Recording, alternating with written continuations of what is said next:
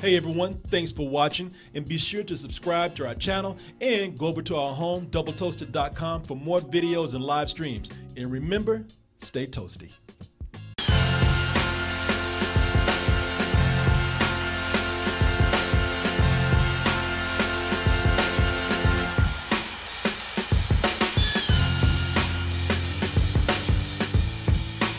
Born. Born to be alive. Born to be alive. We did not rehearse this. I knew when I started singing that, Martin would fall right in. It's just some things Martin and I can sing to each other, and it just comes together, man. I see. You gotta let him get out of the system now. All right, You started it. I'm just saying, wait, let him just get it out. It's done. It's done. All right, got to get them last do's out. But yes, Bourne is very much alive, and he's back.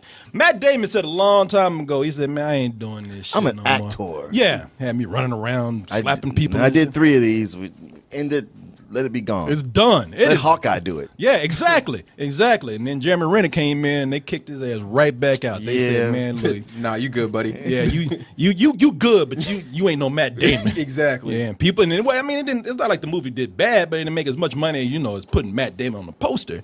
And he said, Matt, we need you, man. He said, all right. And I said, especially since, your friends been looking online, and we found some more information about you. We ain't done yet. You thought your story was wrapped up, but we went digging deep, found some hidden folders, and man, we found shit out about your experiment that they did to your daddy. About your pops? Yeah, your pops out there, they fucked him over. Now I know you on the other side of the world, beating the shit out of people, but come on, man, you need to make things right. This story is not done yet.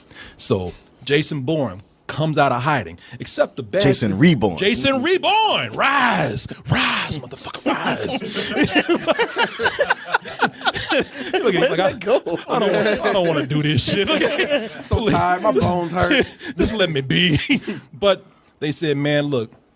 The other thing is, come and solve this shit, get it done. And the reason why they really pressing for it is because over at the good old CIA, they say, yeah, this is the good time to put that bait out there and finally get rid of Bourne. Your boy Tommy Lee Jones saying, he's working with the CIA. He's like, I can't sleep knowing that motherfucker's out there running around. But we got him now. And I'm just gonna get straight to the point with this and just let you know. No one wants to be here for this movie. No, I'm not talking about us. Matt Damon don't want to do this shit. The director don't want to do this shit. The writer don't want to do it. The writer don't want to do it. There was a writer? No, no. The writer wanted to be here. He got an easy check. He wrote 1 page and left. Well, he pretty much looked at one of the other movies and snatched a couple pages out of that, stapled them together, and went, here you go. Yeah. Melania Trump? Yeah, he plagiarized all the other Bourne movies, man. Yeah, these people do not want to be here. I have never seen an action movie where the action star looks so bored. Can we just Out get of his mind. Can we just get out of the way and just say the title of this should be Jason Boured? Bored, man. Yeah, I mean that is not a pun. That is accurate. No, it's accurate. This man, I remember I remember when we looked at the trailer for this. And let me pull this clip up right here. Yeah, because man, that trailer had everybody losing it, especially when it came out with like Super Bowl 50. Oh, sure. That's right. They were Everybody glad to saw have that. him back. Yeah. And the thing is, that trailer is sold on that one punch. Yeah. Knockout. Man, that is true. We saw that trailer and we saw Jason Boured walk up to a dude, some Serbian dude, and knocked his ass out in 1 punch. And we said, God damn, he is more badass than ever. No, he just wanted to get done with this shit. Yeah. He just wanted to be done. The weird thing is, that scene's in the movie, but it's shot at a different angle, at least the one they show us, Yeah. and it takes all the impact out of it. It does. Oh, yeah. They showed it behind him the whole time. Yeah. Like, wait, what the hell just happened? I like the way he got this motherfucker singing Village People on the ground. Like, YMCA. Crucified that mother. Shit, he knocked his ass out. He thought he won. Yeah. I'm the greatest. I'm the greatest of all time. Nah, man, you in the hospital. Yeah, he just knocked his ass out because he wanted to get done with this shit. He wanted to go home. Mm-hmm. This Get me out of here now. Yeah. The weird thing is, though, I saw Matt Damon do a lot of promotion for this movie. Matt Damon is friends with Paul Greengrass, the guy who did the second and third Bourne movies. Right. And it's quoted with him they were shooting the last one, the Bourne Ultimatum, I believe. And Paul Greengrass looked over at Matt Damon. He just straight up said, "This ain't fun no more, man." Oh. And Matt Damon said, "Yeah, this shit's getting boring, man. I'm tired of this too." Yeah, the writer was saying the same thing as well. Like all three of them were like the crew, and once they got to Ultimatum, they're like, "All right, man, it's kind of run its course. We need to get out of here." Then that studio was like, "We still cutting checks. Y'all better make something." And Universal, this is Universal, right? That put this out. Oh yeah. They tried to respect his wishes. They tried to do that, and they said, "All right, man, you know Hawkeye coming up in the ranks. Let's get him. He's a badass." And even Hawkeye looking like, "Yeah, I know y'all want Matt Damon." He can't even sell the poster, man. Poor Jimmy Renner right there. Where's the bow and arrow at? Is that the real poster? No, that is not Photoshop. That's the real poster right there, man. That is depressing. Yeah, he can't even do an action pose or something. He's like, look, I'm what you got. So. I know. They made me do it. I came here to see Matt Damon myself.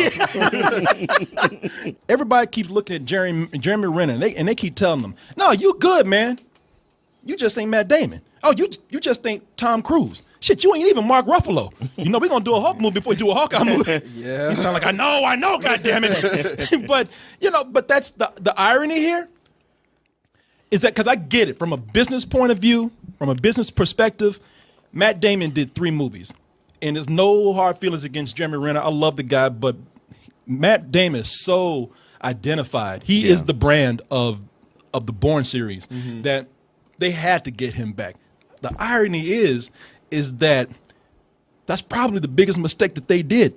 If they had tried to keep going down a different path, maybe they would have got something better, because what they got here, they rehashed everything that you saw in the last Bourne movies, man. I mean, I can't even say it's the greatest hits, because none of this shit really hits. And this is just cold pizza, dude. It's just something somebody pulled out the fridge and was like, "Here you go, take it if you want it." But it's leftovers, basically. Bringing Matt Damon back made a pointless movie. I mean, seriously, I wasn't lying. They brought him back in the shittiest, most uninspired way. They pretty much said, "Hey, man, we found some folders. Your pops is in here.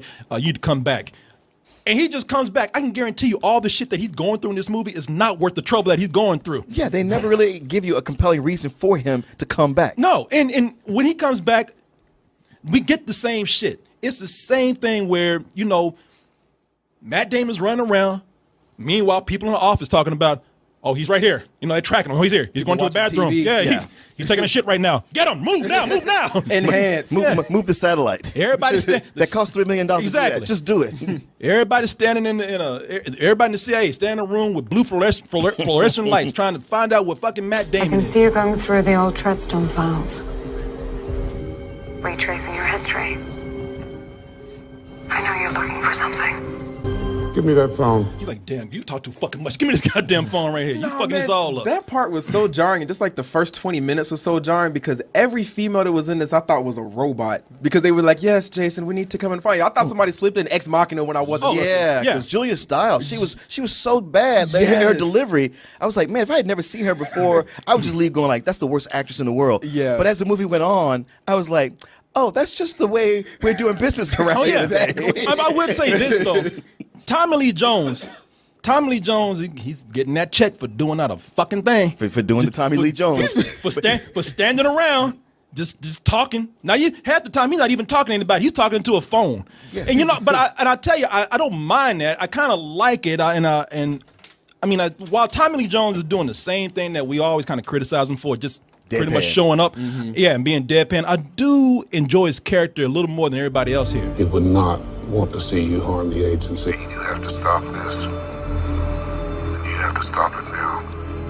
And I like what he's right there. What you have to understand is that I like Tommy Lee Jones and I like the movie for this. Everybody in the film is kind of a morally ambiguous character, and Tommy Lee Jones is supposed to be the villain here.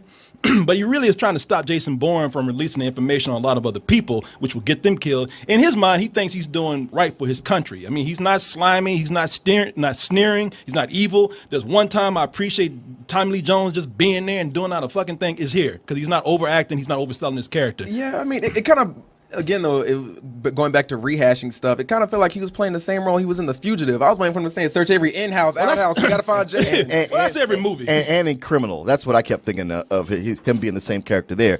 And for everything you're saying, there is a scene between the two of them when they finally do meet up. And I thought for about 45, maybe 60 seconds, okay, this is the best part of this movie. They're actually talking. And what they're saying here is important. But it's interrupted by a gunfight and never really picked up again. Well, And I want to go with you, but Tommy Lee Jones' plan throughout this movie was some of the dumbest shit you could ever possibly do. Yeah. Why you say that? Because his whole like, okay, we got to keep this quiet. So let's publicly assassinate this one guy. Meanwhile, let's take out innocent people, collateral damage. Let's destroy half the cities that we chasing this guy in. Yeah. And what's her name? Vikander. Alicia Vikander. Alicia Vikander. Yeah. Once again, I was like, when these people doing an American accent and speaking completely through her nose, I can't stand that. I know America's probably a little bit more nasal than other places, but not that much. But you know why I do like a character for the reason that you said, because she's been telling everybody. She said the plan that this guy has here, this is the dumbest shit. Yeah, man. that's true. He said, you know, I know I'm new here, but goddamn, this is obvious, man. Did nobody else see this? Yeah. Maybe because I am new here. Y'all fucking up, man. Does not compute. Does not compute. You know what? She should have been the robot. She should have. I was waiting for that to happen. I was waiting for her hair to come off and the glass skull. Like I knew it. Are you talking from Ex Machina? Yeah. You know, and here's the thing also.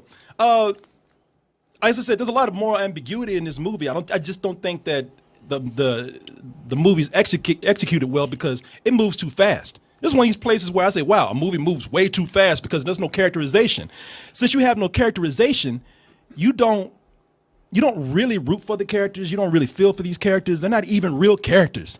And they have, in these characters, it kind of, because it's moving so fast and you don't really get what their goals are, what their missions are, it kind of turns some of them into an asshole, especially Jason Bourne. I like that Jason Bourne is now sort of, he has morally questionable tactics that he uses. Because, I mean, I'm curious as which ones you're talking about. Well, for example, since he has no real point, he just causes chaos wherever he goes, man. There's a part where he's running through the Greek streets where they're having a riot. There's a protest going on, and he just stops going after the bad guys, the people who come after. He just starts taking shit out randomly. He just starts shooting vans and he just starts punching people, man. Like seriously, people just standing too close to me. He's just like, see what I'm not lying. Look at this clip right here.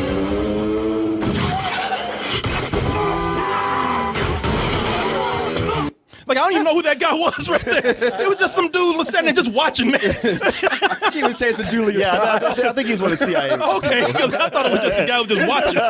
You took this movie in a completely different light. You really did, because I was a terrorist. I was like, what are you talking about? Okay, because I thought that dude was just an innocent bad bystander. Like, what I do, man? No, everybody that got hit there was a bad guy. Okay, all right. So I know I make y'all defend Jason one way or another. Unfortunately. Well, yeah, how about this? Well, how about with, okay, maybe he's doing his job right there, but then he goes to people's homes, and they even try to be nice to him. And he doesn't, and he's rude. I mean, downright just shitty to people. While he's in their apartment. We both after the same thing, right? Will you shut the fuck up? We both want to break down the corrupt institutions that control society. I'm not on your side. I was like, bitch, I was trying to be polite. You want some tea?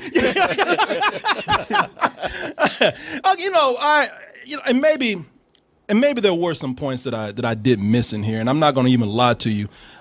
Maybe I missed them because I just didn't care. And I can't blame you, bro. I'm not going to lie to you. And let me explain myself right here, because what you're seeing, they gave me clips where they want to show you bits of action that makes sense or makes it seem like he has a point, but there's so much going on. There's so much action, and when you watch, and it's plain to see that Matt Damon is not very interested. He's not very invested in his character. The action is boring. Well, that's the thing, because you talk about the action, you make it sound like there's a lot of fight scenes. There aren't. There's like 3 or 4. But most of it is just chase. It's running, it's driving, mostly fast walking. Yeah. I mean, and when you say it moves too fast, it does, but it's moving fast too fast on a treadmill. Because it's the same thing over and over and over and over. Getting from one place to the next, to the next, to the next, to the next, to the next, to the next.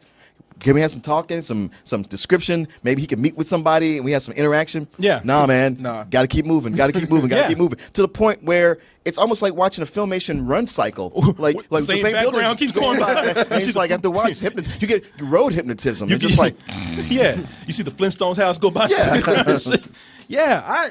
You know, man, I give Paul Greengrass credit here. Look, he's gonna go in as well as he can with the action right here. I mean, I give him credit for making some his trademark, gritty, almost realistic action. It makes a lot of the more outlandish action seem almost believable. But even then, I mean, when you start doing the same old routine shit, I mean, how many times can you see somebody drive a car into the opposite end of traffic? I mean, we see this over and over again. He filmed it well, but this is done to the point where it's a joke now.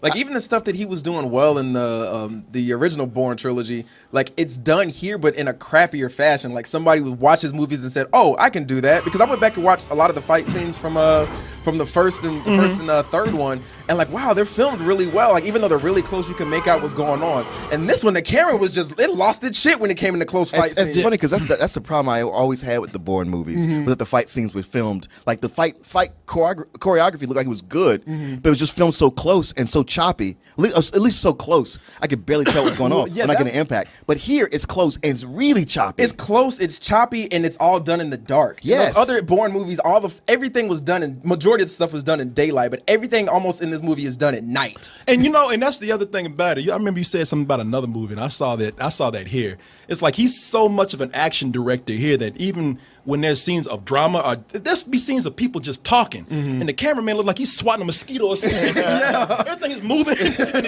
the actors are trying we have Bourne on the phone right now. You know, they're dodging a sniper or some shit. I mean, it's like, you know, I know we love kinetic cinema, man. We talk about how movies are paced slow. We talk about how movies should be a little livelier, but this is one where it's obvious that they don't have much. Yeah. So that is why they keep things moving.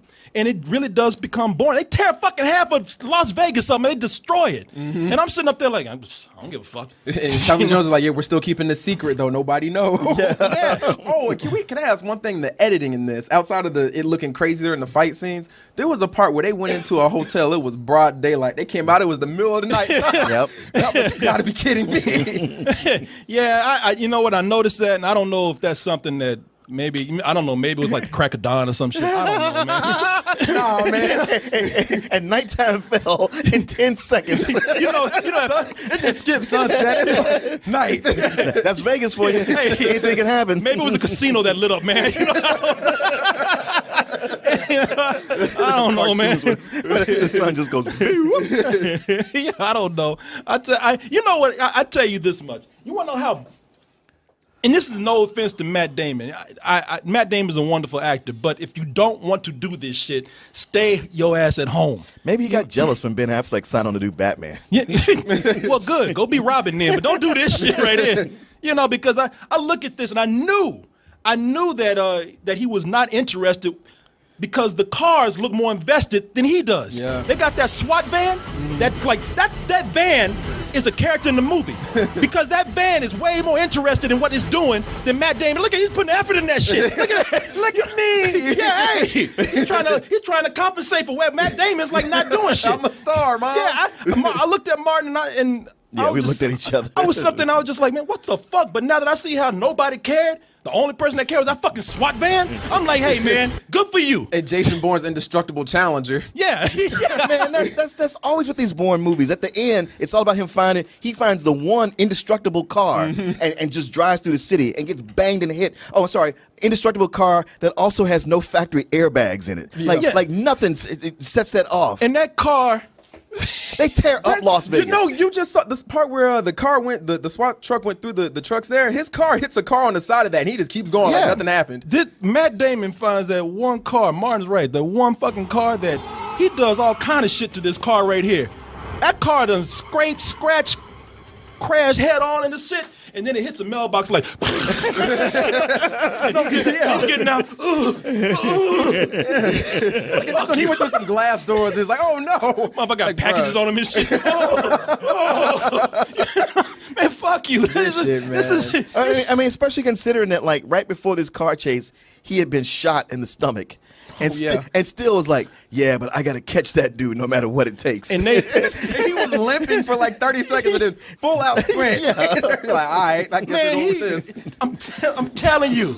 This is the first time I've seen some like really competently filmed action shit, and even some of the more dramatic scenes, and it's silly as fuck. He got shot in the stomach. Now you have Vincent Cassel. I don't have a still of him right now, but he plays an assassin in the movie. Yeah, like he's another Bourne type. No, and and he didn't tell you how much of a non-character he is through the whole movie. He's been talking about how he betrayed us. He's a betrayer, but that's all he says. Yeah, he doesn't show that. He's not angry or anything. Yeah, he doesn't show it. Nobody tries to talk to him, to talk him down, to say like, hey, maybe we want to keep him or let's help you. It goes nowhere. Yeah, but the funny thing is, Matt Damon and him gonna have a fight at some point. Of course. Yeah. And Matt Damon, you're right, he got shot in the stomach. And he's like, oh.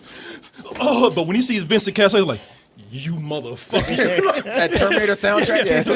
He's doing all kind of kicks and backflips and they wrestling each other. It's like, come on, man.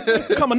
No one gave a fuck on this movie. You didn't. You can't tell me you did. Oh. We forgot to talk about the part where they're in the middle of a flat field, nothing to hide behind. She looks around one time, doesn't see him, looks around again, he's right behind her. Pulling some Batman shit. I lost my mind during that part. I laughed out loud. Like, you gotta be kidding me.